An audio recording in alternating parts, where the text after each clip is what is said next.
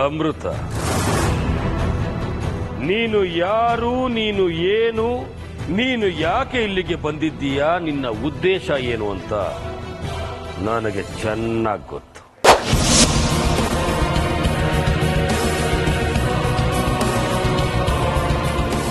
ಅಂದ್ರೆ ಈ ಭೂಮಿಗೆ ಬರೋ ಪ್ರತಿಯೊಂದು ಜೀವಿಗೂ ಒಂದೊಂದು ಉದ್ದೇಶ ಇರುತ್ತಲ್ಲ, ಅದನ್ನ ನಾನು ಹೇಳ್ತೀನಿ. ಹಾಗೆ ನೋಡಿದ್ರೆ ನನಗೂ ಒಂದು ಉದ್ದೇಶ, ಅದಕ್ಕೆ ತಾನೇ ಇಲ್ಲಿಗೆ ಬಂದಿರೋದು. ನಿನ್ನ ಶೌರ್ಯ, ನಿನ್ನ ಸಾಹಸದ ಬಗ್ಗೆ ವಿಷ್ಣು ಎಲ್ಲ ಹೇಳ್ದ. ನೀನು ನಿಜವಾಗ್ಲೂ ಕಲಿಯುಗದ ಸಾವಿ. ನಿನ್ನ ಧೈರ್ಯ ಸಾಹಸಗಳನ್ನು ಮೆಚ್ಚಲೇಬೇಕು. ನಿನ್ನ ಹಾಗೆ ಎಲ್ಲಾ ಹೆಂಡತಿಯರು ತಮ್ಮ ಗಂಡಂದಿರನ್ನ ಪ್ರೀತಿಸಿಬಿಟ್ರೆ ಇಡೀ ಭೂಲೋಕವೇ ಸ್ವರ್ಗವಾಗ್ಬಿಡುತ್ತೆ ಅಲ್ವಾ ಅಮೃತ?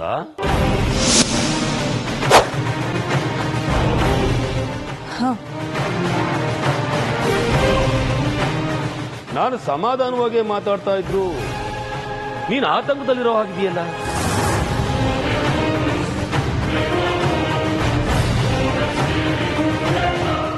ಆತಂಕನ ಏನಿಲ್ವಲ್ಲ ಅಮೃತ? ಮುಖ ಮನಸ್ಸಿನ ಕನ್ನಡಿ ಅನ್ನೋದನ್ನ ಕೆಲವರು ಮರೆತು ಬಿಡ್ತಾರೆ. ನೀನು 7 ಲೋಕಗಳನ್ನ ಸುತ್ತಿ ಸಂಜೀವಿನಿ ಮೂಲಿಕೆ ತಂದು ಅರ್ಜುನ್ನ ಕಾಪಾಡ್ದಿ ಅಂತಲ್ಲ, ಅದ್ರ ಅನುಭವ ಹೇಗಿತ್ತು?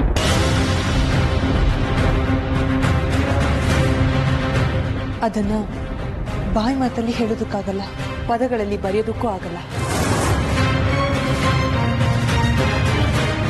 ಓಹೋ, ಅಷ್ಟೊಂದು ಅದ್ಭುತವಾಗಿತ್ತ? ಆದ್ರೆ ನಾಗಗಳ ಲೋಕವಾದ ಕಾಳಿಂಗ ಲೋಕ ಹೇಗಿತ್ತು?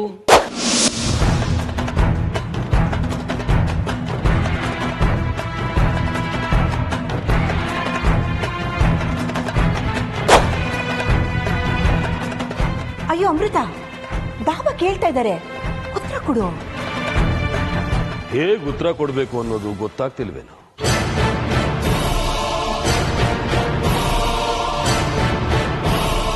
ಜಗ ತಗೋಳ್ಗೆ ಮಗು ತಗೋದ್ನ ಹೇಳ್ಕೊಡ್ಬೇಕಾ?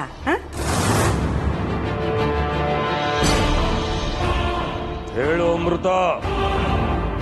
ಅದು ತುಂಬಾ ಚೆನ್ನಾಗಿತ್ತು. ಅಂದ್ರೆ ಅಲ್ಲಿರೋ ನಾಗಗಳೆಲ್ಲ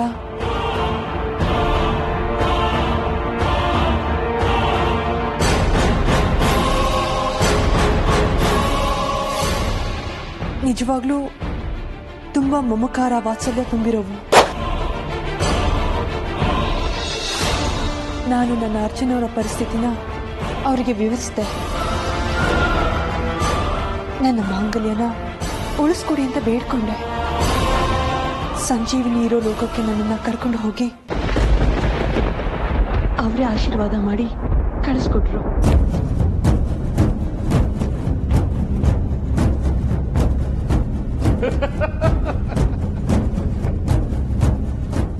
ಹೌದು, ಕಾಳಿಂಗ ಲೋಕಕ್ಕೆ ನಾಗಗಳಿಗೆ ಮಾತ್ರ ಪ್ರವೇಶ ಅಂತ ನಾನು ಕೇಳಿದ್ದೆ. ನೀನು ಮನುಷ್ಯಳು, ನೀನ್ ಹೇಗೆ ಪ್ರವೇಶ ಮಾಡಿದೆ?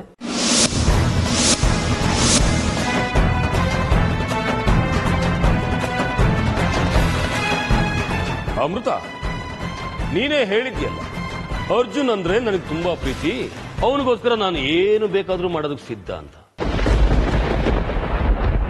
ನನ್ನ ಪ್ರಕಾರ ಅವನ ಪ್ರೀತಿಯ ಶಕ್ತಿಯೇ ನಿನ್ನನ್ನ ಕಾಳಿಂಗ ಲೋಕಕ್ಕೆ ಕರ್ಕೊಂಡು ಹೋಗಿರಬಹುದು ಅಲ್ವಾ? ನಿಜ ಹೇಳಬೇಕು ಅಂದ್ರೆ ನೀನು ಕಾಳಿಂಗ ಲೋಕಕ್ಕೆ ಹೋಗಿದ್ದು, ನಾಗಗಳ ಆಶೀರ್ವಾದ ಪಡೆದಿದ್ದು, ಸಂಜೀವಿನಿಯನ್ನು ತಂದಿದ್ದು ನಿನ್ನ ಪೂರ್ವ ಜನ್ಮದ ಪುಣ್ಯದ ಫಲ. ಆ ನಿನ್ನ ಪೂರ್ವ ಜನ್ಮದ ಪುಣ್ಯದ ಫಲ ನಿನ್ನನ್ನ ಎಲ್ಲಿವರೆಗೂ ಕಾಪಾಡುತ್ತೆ ಅಂತ ನಾನು ನೋಡ್ತೀನಿ. ನಾನು ತುಂಬಾ ದಿನಗಳಾದ ಮೇಲೆ ನಿಮ್ಮ ಮನೆಗೆ ಬಂದಿದ್ದೀನಿ. ನಾನು ಇದ್ದಕ್ಕಿದ್ದ ಹಾಗೆ ಇಲ್ಲಿಗೆ ಬಂದಿದ್ದು ನಿಮಗೆಲ್ಲ ಆಶ್ಚರ್ಯ ಆಗ್ತಿದ್ದೀಯ. ಅದಕ್ಕಿಂತ ಆಶ್ಚರ್ಯದ ಇನ್ನೊಂದು ವಿಷಯವನ್ನ ನಾನು ಇವತ್ತು ನಿಮಗೆಲ್ಲ ತೋರಿಸ್ತೇನೆ. ಆಶ್ಚರ್ಯ ವಿಚಾರನ ಏನ್ ಬಾಬಾ ಅದು? ಇವತ್ತು ನಿಮಗೆಲ್ಲರಿಗೂ ನಾಗಿಣಿಯ ಪರಿಚಯ ಮಾಡಿಸ್ತೇನೆ.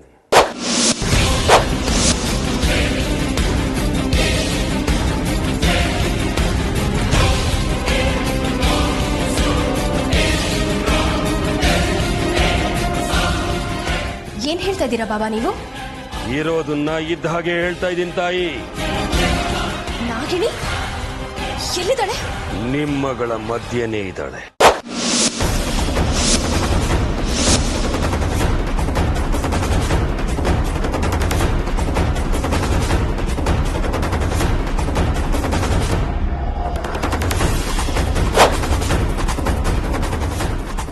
ಏನ್ ಬಾಬಾ, ನಮ್ಗಳ ಮಧ್ಯನ? ಹೌದು, ನಿಮ್ಮಗಳ ಮಧ್ಯೆ. ನಾನು ಕರೆದಾಗ ಮುಂದೆ ಬರ್ತಾಳೆ. ನಿಮಗೆ ಗೊತ್ತಾಗುತ್ತೆ ಅವಳು ಯಾರು ಅಂತ.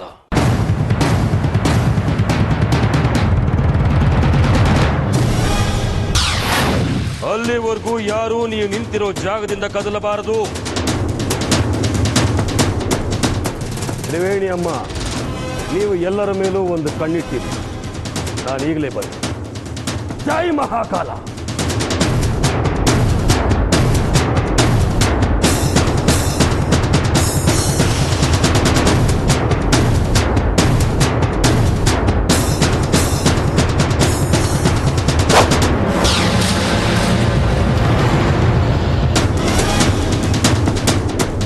ಬಾಬಾ ಬಾಬಾ, ಮನೆಯಿಂದ ಹೊರಗಡೆ ಹೋಗ್ತಿದ್ದೀರಲ್ಲ, ಯಾಕೆ? ನಾಗಿಣಿ ಇದೇ ಮನೆಯಲ್ಲಿದ್ದಾಳೆ ಅಂದಮೇಲೆ ನಾನು ಬಂದಿರೋ ವಿಚಾರ ತಿಳಿದು ಮನೆಯಿಂದ ಹೊರಗೆ ತಪ್ಪಿಸ್ಕೊಂಡು ಹೋಗೋ ಸಾಧ್ಯತೆಗಳಿವೆ. ಅಥವಾ ಮನೆಯ ಹೊರಗೆ ತನ್ನ ಶಕ್ತಿಯನ್ನೆಲ್ಲ ಅವಿತಿಟ್ಟು ಮನೆ ಒಳಗೆ ಬರೋ ಸಾಧ್ಯತೆಗಳಿರುತ್ತೆ. ಅದಕ್ಕೆ ನಮ್ಮ ಶಕ್ತಿ ಕೆಲಸ ಮುಗಿಯೋವರೆಗೂ ಈ ಮನೆಗೆ ತಾತ್ಕಾಲಿಕವಾಗಿ ದಿಗ್ಬಂಧನವನ್ನು ಹೇರ್ತೀನಿ. ಹೌದಲ್ವಾ ಬಾಬಾ, ಈ ವಿಚಾರ ನನಗೆ ಹೊಳಿಲೇ ಇಲ್ಲ.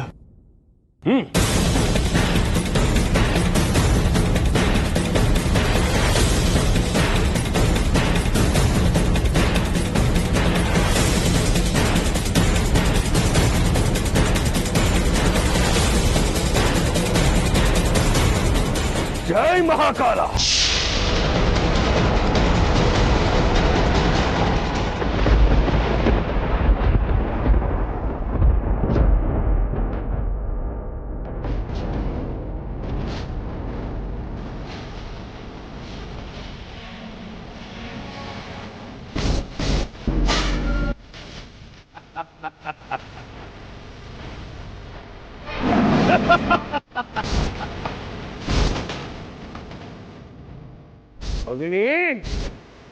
ಮುಗಿತು ನಿನ್ನ ಕತೆ.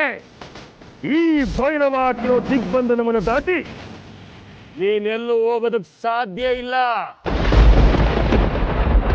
ಜೈ ಮಹಾಕಾಲ.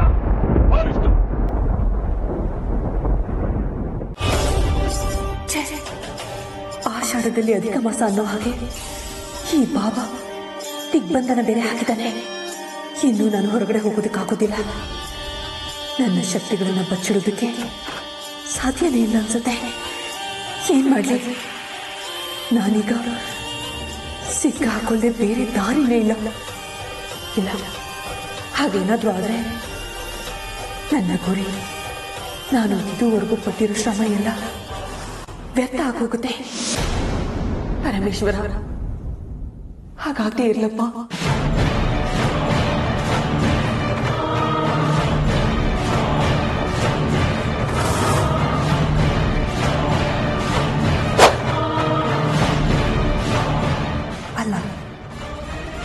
ಭಯ ಪಡೋದ್ರಲ್ಲಿ ಒಂದು ಅರ್ಥ ಇದೆ. ಆದ್ರೆ ಈ ಮಿನಿ ಯಾಕೆ ಈ ರೀತಿ ಗಾಬರಿಯಾಗಿದ್ದಾಳೆ ನನಗೊಂದು ಅರ್ಥ ಆಗ್ತಾ ಇಲ್ವಲ್ಲ. ಅಲ್ಲ, ಅವಳ ಭಯದ ಬಗ್ಗೆ ನಾನು ಯಾಕೆ ಯೋಚನೆ ಮಾಡಬೇಕು? ನಾನು ಇಲ್ಲಿಂದ ಹೇಗೆ ತಪ್ಪಿಸ್ಕೋಬೇಕು ಅನ್ನೋದನ್ನ ಮೊದಲು ಯೋಚನೆ ಮಾಡಬೇಕು.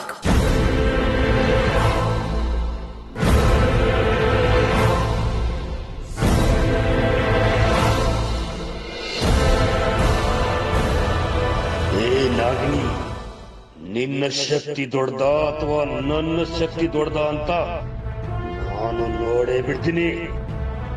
ನನ್ನ ಮಂತ್ರ ಆಗ್ಲಿ, ನನ್ನ ತಂತ್ರ ಆಗ್ಲಿ, ನನ್ನ ಶಕ್ತಿ ಆಗ್ಲಿ ಯಾವತ್ತೂ ವ್ಯರ್ಥ ಆಗಿಲ್ಲ, ಆಗೋದೂ ಇಲ್ಲ. ಇವತ್ತು ನಿನ್ನ ಬಣ್ಣ ಬಯಲಾಗುತ್ತೆ.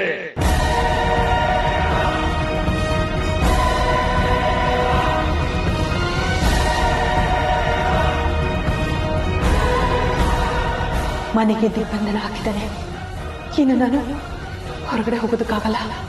ಇದರಿಂದ ತಪ್ಪಿಸ್ಕೊಳ್ಳೋದಕ್ಕಂತೂ ಮೊದಲೇ ಆಗಲ್ಲ.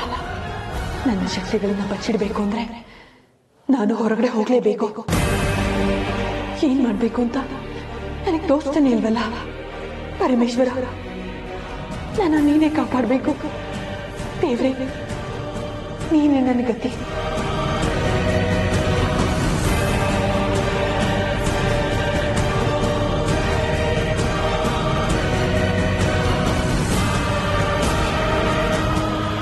ಜೈ ಮಹಾಕಾಲ.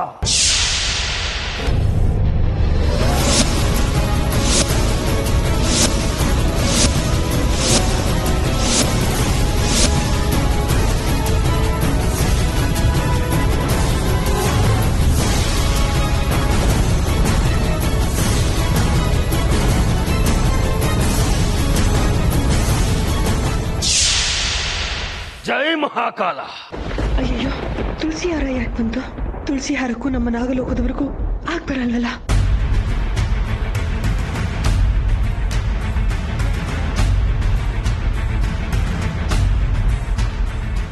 ಮನೆಯ ಹೆಂಗಸರೆಲ್ಲ ಒಬ್ಬೊಬ್ಬರಾಗಿ ಬಂದು ಈ ಮಂಡಲದಲ್ಲಿ ನಿಂತ್ಕೊಳ್ಳಿ.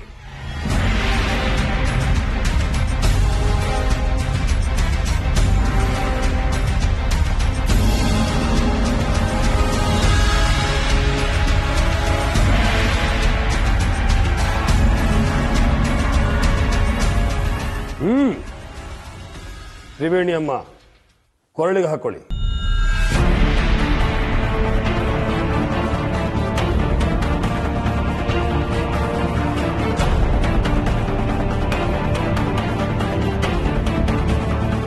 ಕೊಡಿ.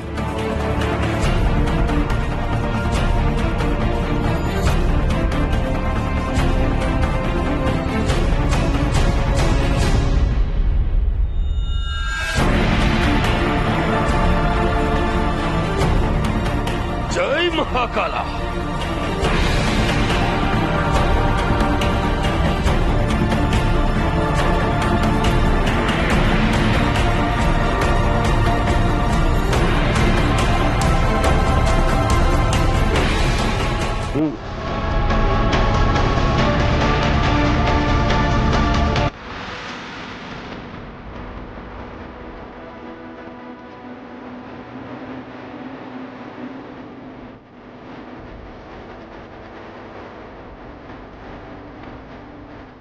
ಮೀನಾಕ್ಷಿ, ಏನ್ ಹೇಗೆ ನಿಂತ್ಕೊಂಡೆ?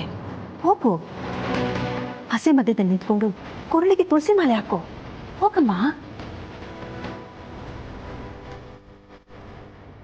ಏನಜ್ಜಿ ಇದು ನಾನ್ಸೆನ್ಸ್? ನಂಬಿಕೆಗೂ ಮೂಢನಂಬಿಕೆಗೂ ವ್ಯತ್ಯಾಸ ಇದೆ. ನಂಗೆ ಇದ್ರಲ್ಲೆಲ್ಲ ನಂಬಿಕೆ ಇಲ್ಲ. ನಾನು ಓದಿದ್ದು ಬೆಳೆದಿದ್ದಲ್ಲ ಲಂಡನ್ನಲ್ಲಿ. ನನಗಿದೆಲ್ಲ ಇಷ್ಟ ಆಗಲ್ಲ. ನಿನಗೆ ಇಷ್ಟ ಆಗುತ್ತೋ ಬಿಡುತ್ತೋ ನಮಗೆ ಬೇಕಾಗಿಲ್ಲ. ನೀನು ಮೂಢನಂಬಿಕೆ ಅಂದುಕೊಂಡಿರೋದು ನಮಗೆ ನಂಬಿಕೆ.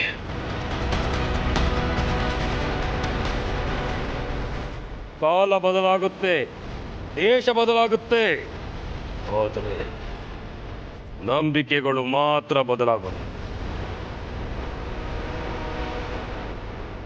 ನೀವೇನು ಹೇಳಿದ್ರು ನಾನು ಒಪ್ಪಲ್ಲ.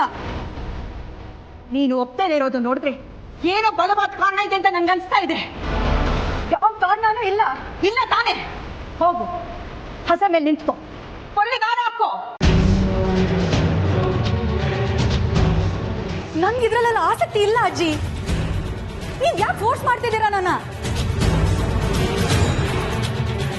ನೀನು ಇಷ್ಟು ವಾದ ಮಾಡಿ ಒಪ್ತಾ ಇಲ್ಲ ಅಂದಮೇಲೆ ನೀನೇ ನಾಗಿಣಿ ಅಂತ ಗೊತ್ತಾಗೋಯ್ತು.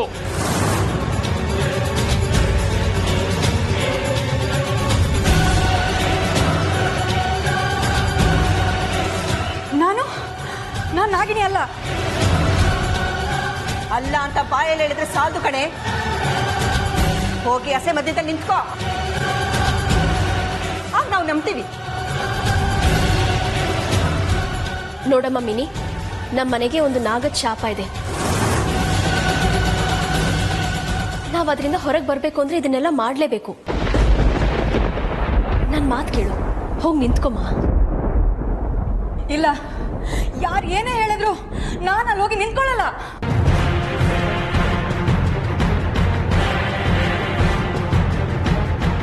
ಇದನ್ನೆಲ್ಲ ಫಾಲೋ ಮಾಡೋದಕ್ಕೆ ನನ್ನ ಮನ್ಸು ಒಪ್ಪೋದಿಲ್ಲ.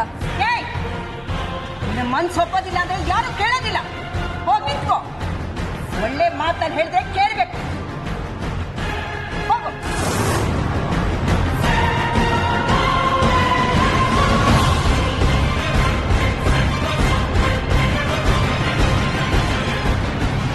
ಏನಿವತ್ತು ಈ ಅಜ್ಜಿ ಇಷ್ಟು ಕೋಪದಲ್ಲಿದ್ದಾರಲ್ಲ, ಇಷ್ಟು ಕೋಪದಲ್ಲಿರೋದನ್ನ ನಾನು ಯಾವತ್ತೂ ನೋಡೇ ಇಲ್ಲ.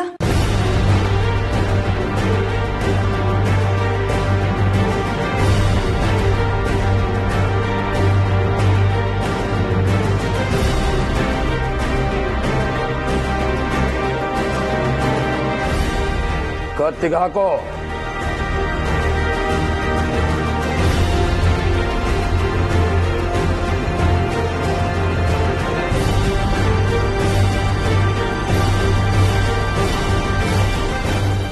ಬಿಡು.